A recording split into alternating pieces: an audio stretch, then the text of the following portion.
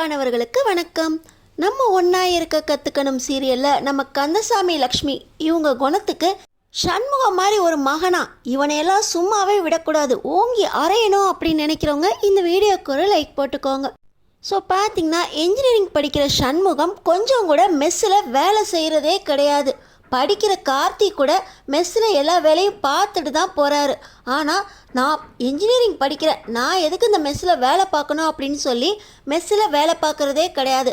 அப்பா கிட்ட நான் 50,000 60,000 மாதம் சம்பாதிக்க போகிறேன், எனக்கு நீங்கள் இப்போ ஒரு 3,000 4,000 கொடுக்குறக்கு யோசிச்சிங்கன்னா அப்புறம் 50,000 60,000 சம்பாதிக்க முடியாது, கேம்பஸ் இன்டர்வியூவில் வேலையும் கிடைக்காது அப்படின்னு கந்தசாமியை ஏமாற்றி மாதம் காசை ஏமாற்றி கொண்டு போகிறாரு. அது மட்டுமா, பாசத்தோட ரெக்கார்ட் நோட்டை தம்பி வச்சுட்டு போயிட்டான். ஹாஸ்பிட்டலுக்கு போகிற வழியில் தம்பியோட காலேஜில் சண்முகத்தை பார்த்து இந்த ரெக்கார்ட் நோட்டை கொடுத்துட்டு அப்புறமா ஹாஸ்பிட்டலுக்கு போகலாம், கொஞ்சம் தலைவலியை பொறுத்துக்கோ அப்படின்னு இந்த குமரன் தன்னோட மனைவி சரசுவை கூட்டிக்கிட்டு காலேஜுக்கு போகிறாரு.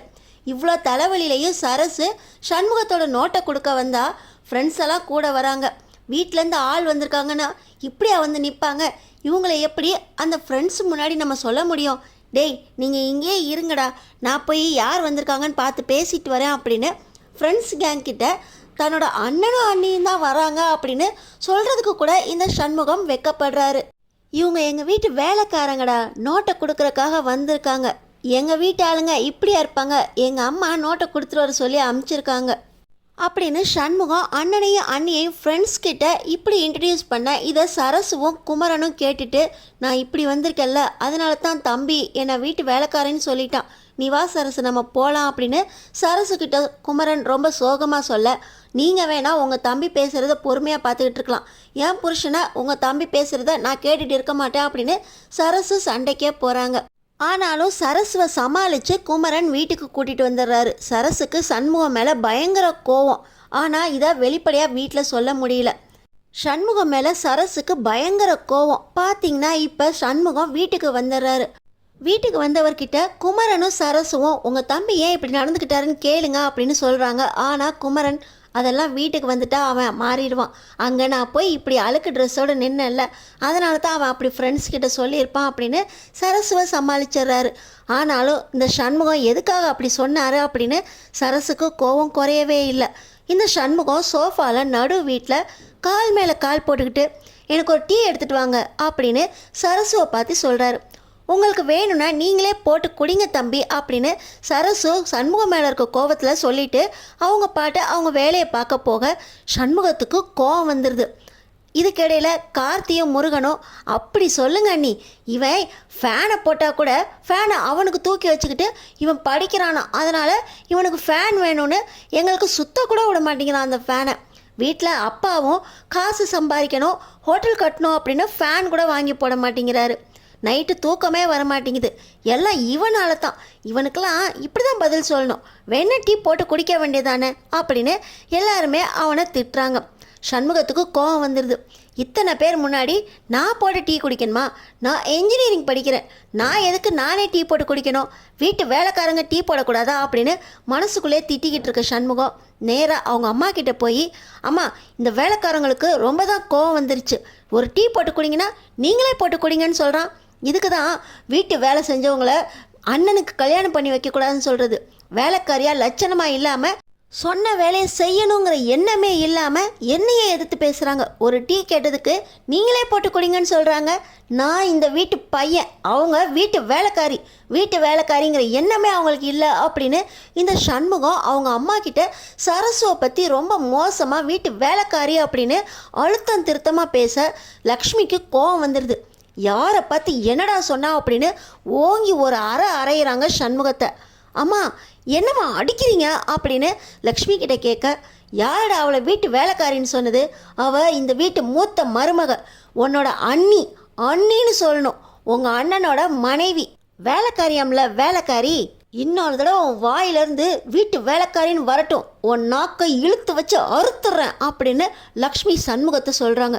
என்னம்மா வீட்டு வேலைக்காரின்னு சொன்னால் உங்களுக்கு அவ்வளோ கோபம் வருது, இதில் வீட்டு வேலைக்காரியை அண்ணனுக்கு கல்யாணம் பண்ணி வச்சா அண்ணி ஆயிடுவாங்களா, அவங்க இந்த வீட்டு வேலைக்காரி தான் அப்படின்னு அழுத்தம் திருத்தமாக சண்முகம் சொல்ல லக்ஷ்மிக்கு பயங்கர கோபம் வந்துடுது. இன்னொரு பக்கம் சண்முகம் லக்ஷ்மி கிட்ட போய் வீட்டு வேலைக்காரின்னு சொல்லிக்கிட்டு இருக்கானே அப்படின்னு கண் கலங்கி நின்றுக்கிட்டு இருக்காங்க. ஆனால் லக்ஷ்மி சண்முகத்தை அடித்த உடனே தனக்கு ஆதரவாக தன்னோட அத்தை இருக்காங்க. அத்தை நம்மளை அண்ணியாக தன்னோட மருமகளாக பார்க்குறாங்க. வீட்டில் எனக்குன்னு ஒரு மரியாதையை கொடுக்குறாங்க. இந்த பையன் புரிஞ்சு காட்டினா கூட அத்தை என்னை புரிஞ்சுக்கிட்டாங்க அப்படின்னு மனசுக்குள்ளே நிம்மதியும் சந்தோஷமும் அதிகமாக இருக்குது. குமரனுக்கும் தன்னோட மனைவிக்கு மரியாதை கொடுக்குறாங்க அப்படிங்கிற எண்ணமும் அதிகமாக இருக்குது. இன்னொரு தடவை வீட்டு வேலைக்காரின்னு சொன்ன அவ்வளோதான், நாக்கு இழுத்து வச்சு அறுத்துருவேன்னு சொன்ன உடனே பாருங்க, காலையில் உங்கள் தம்பி பேசின பேச்சுக்கு போய் என்னன்னு கேளுங்கன்னு சொன்னேன். ஆனால் நீங்கள் கேட்க மாட்டேன்னீங்க. இப்போ ஒரு வார்த்தை என்னை பற்றி ஒரு வார்த்தை தப்பாக பேசின உடனே எங்கள் அத்தை எனக்காக அவங்க சொந்த பையனே அடிச்சிட்டாங்க. இவங்க தான் என் அத்தை. உங்களுக்கு முன்னாடி என்னோடய முதல் உறவு என் அத்தை தான் அப்படின்னு சரசு கண் கலங்கி லக்ஷ்மியை கட்டி பிடிக்க, ஓ அத்தையும் மருமகளும் ஒன்று சேர்ந்துக்கிட்டு என்ன ஒழிக்க பார்க்குறீங்களா? இதெல்லாம் நடக்காது. வேலைக்காரிக்கு என்ன மரியாதையோ அதுதான் கொடுக்கணும் அப்படின்னு சொல்லி சண்முகம் ஓவராக எதிர்த்து பேசிக்கிட்டு இருக்க, கந்தசாமி இங்கே என்ன சத்தம், வேலையை பார்க்காம அவங்கவுங்க என்ன கத்திக்கிட்டு இருக்கீங்க அப்படின்னு வந்துடுறாரு. இந்த விஷயம் உங்கள் அப்பாவுக்கு தெரிய வேண்டாம், அப்புறம் நடக்கிறதே வேலையாயிரும் அப்படின்னு லக்ஷ்மி சண்முகத்தை எத்தரிச்சிட்டு, அதெல்லாம் ஒன்றும் இல்லைங்க, வேலை பார்க்க மாட்டேன்னு சொன்னால் அதான் அவனை கொஞ்சம் கண்டிச்சான் அப்படின்னு லக்ஷ்மி கந்தசாமியை சமாளிச்சிட்றாங்க. இன்னொரு பக்கம் பார்த்தீங்கன்னா முருகனுக்கு கேட்ரிங் ஆர்டர் வந்திருக்கு. காது குத்துக்கு அவர் தான் கேட்ரிங் செய்யணும் அப்படின்னு அந்த கேட்ரிங் ஆர்டரை நீ தைரியமாக எடுத்து செய்ய அப்படின்னு கார்த்தியும் குமரனும் அவரை ஆதரிக்கிறாங்க. ஆனால் என்னடா நினச்சிக்கிட்டு இருக்க, உனக்கு அந்த அளவுக்கு வக்கெல்லாம் கிடையாது, ஏதோ மெஸ்ஸில் கைக்கு வந்ததை அள்ளி போடுற மாதிரி நினச்சிட்டியா? ஆர்டர் எடுத்து செய்கிறதெல்லாம் அதுக்கெல்லாம் தனியாக வேணும். உங்களுக்கு அந்த அளவுக்கு அறிவும் கிடையாது, செஞ்சு எங்கள் பேரை காப்பாற்றுற அளவுக்கு உனக்கு திறமையும் கிடையாது.